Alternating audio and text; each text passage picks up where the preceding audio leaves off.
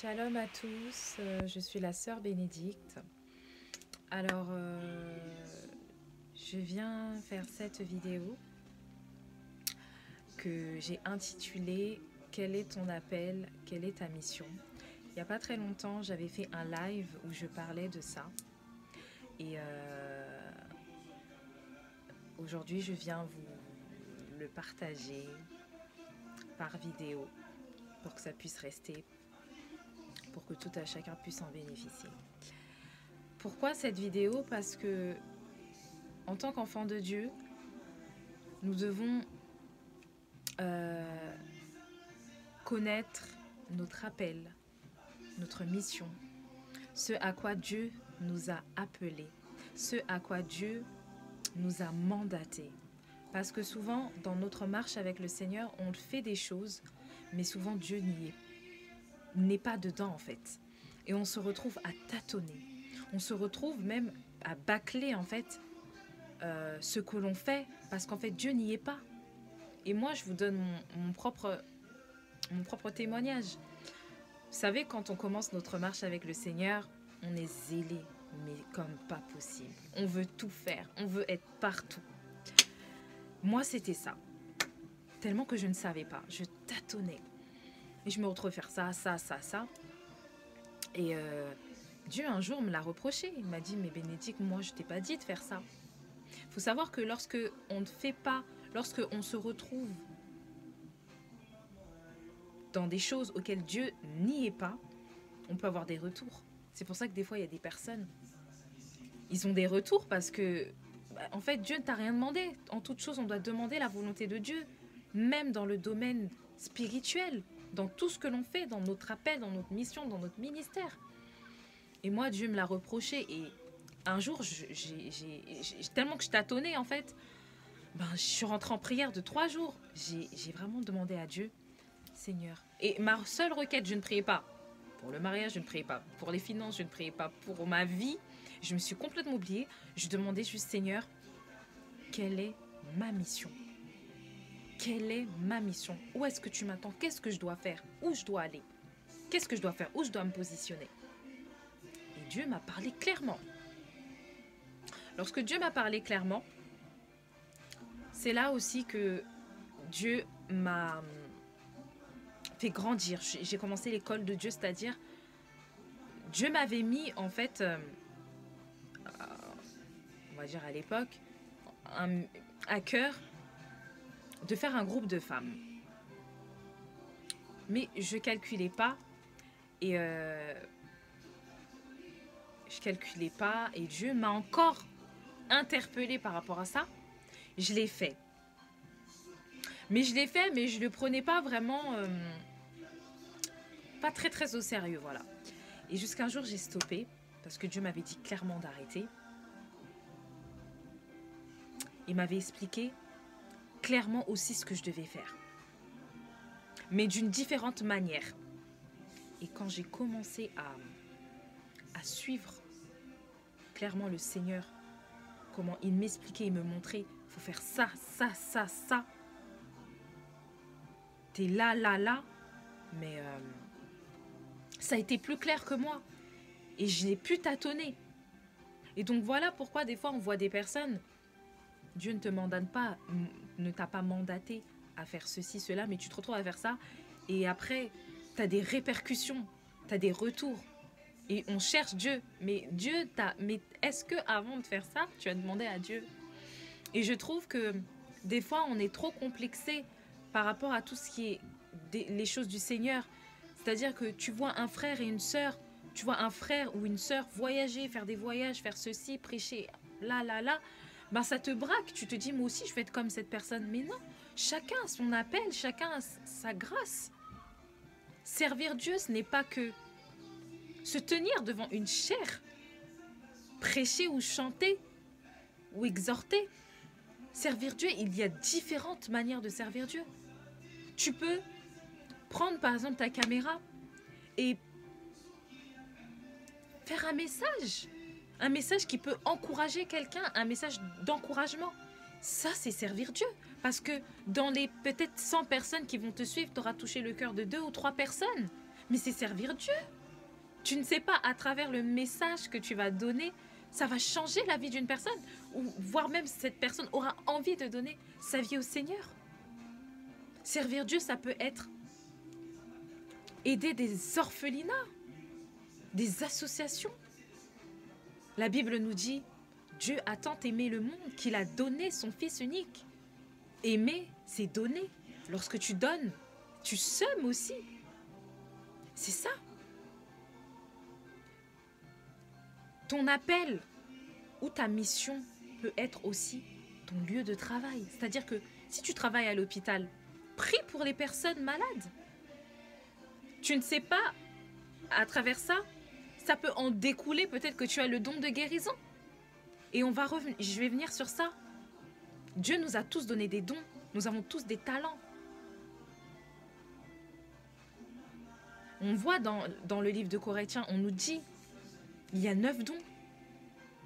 C'est important de connaître aussi son don. Tu peux peut-être être là, Dieu te fait grâce d'avoir les 9 dons, mais tu ne sais pas parce que tu ne te connais pas et parce que tu n'as pas demandé à Dieu. C'est ça qui nous manque.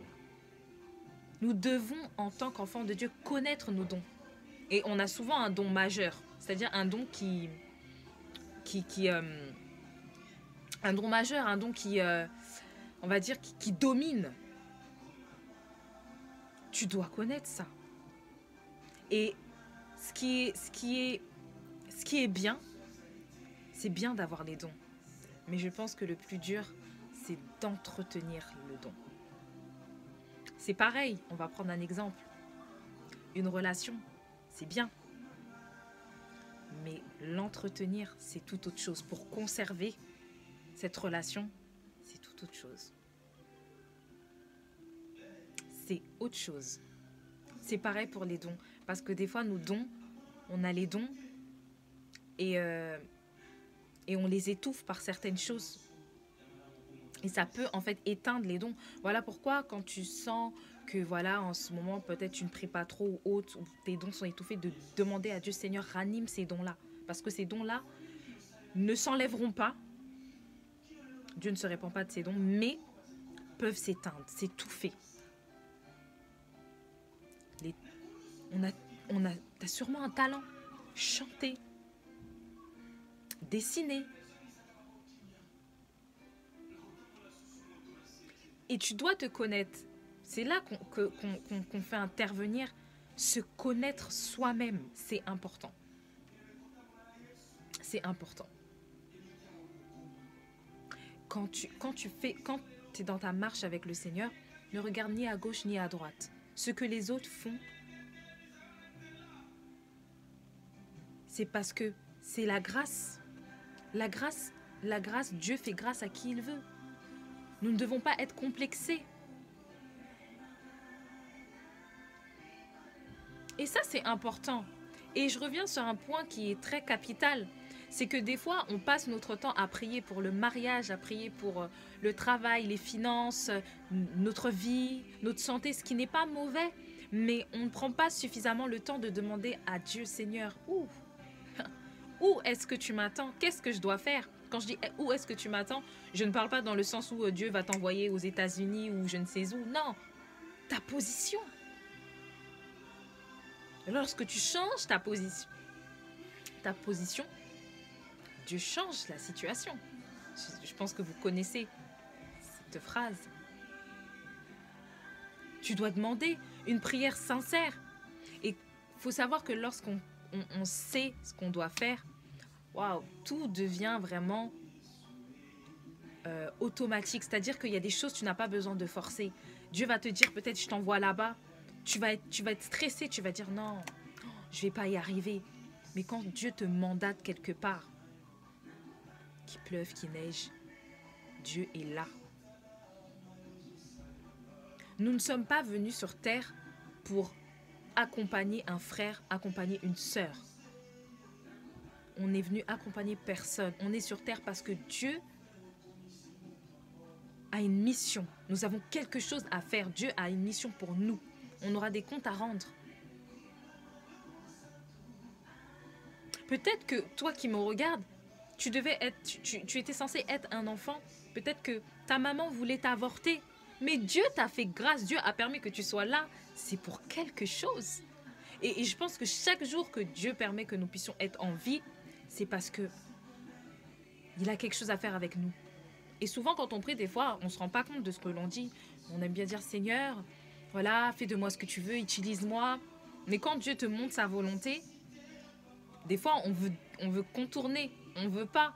Donc, il faut faire attention à ce que l'on dit. Quand on dit, Seigneur, montre-moi, parle-moi, guide-moi, oriente-moi, peu importe ce qu'il nous dira,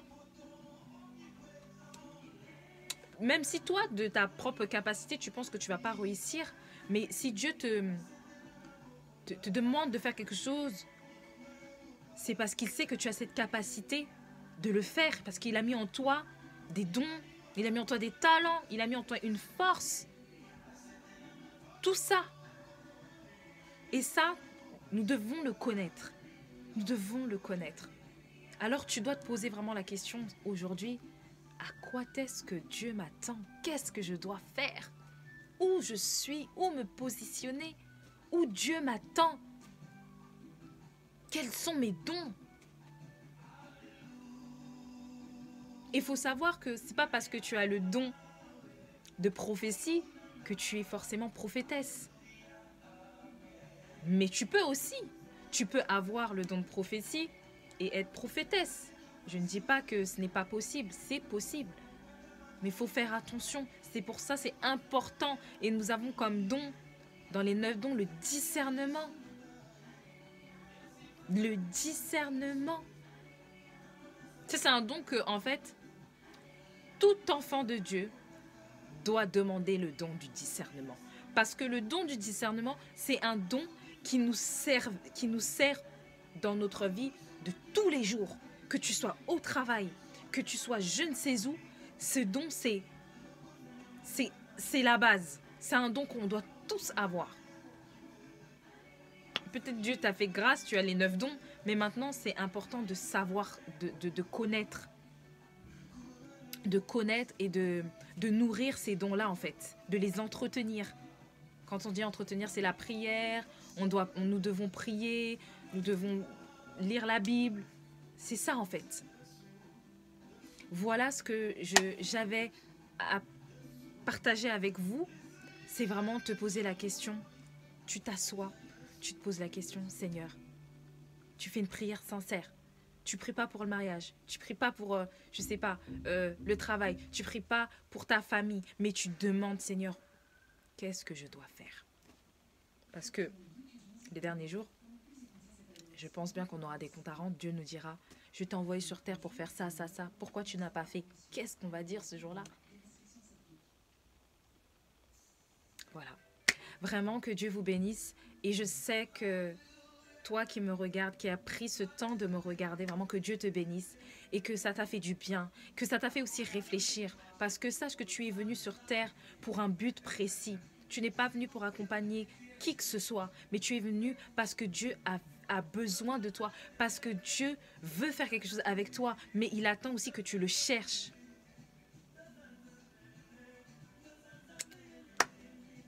Voilà, vraiment que Dieu vous bénisse abondamment. J'ai un Facebook qui est élu de Dieu. J'ai une page Instagram qui est aussi élu de Dieu. Et j'ai aussi un compte Snap. Souvent, je publie aussi des messages qui est femme chrétienne. Donc, vous pouvez me suivre sur ces réseaux-là. Vraiment que Dieu vous bénisse abondamment et que Dieu vous ouvre les yeux, que Dieu vous oriente et vous guide dans votre voie et surtout par sa volonté. Soyez vraiment bénis.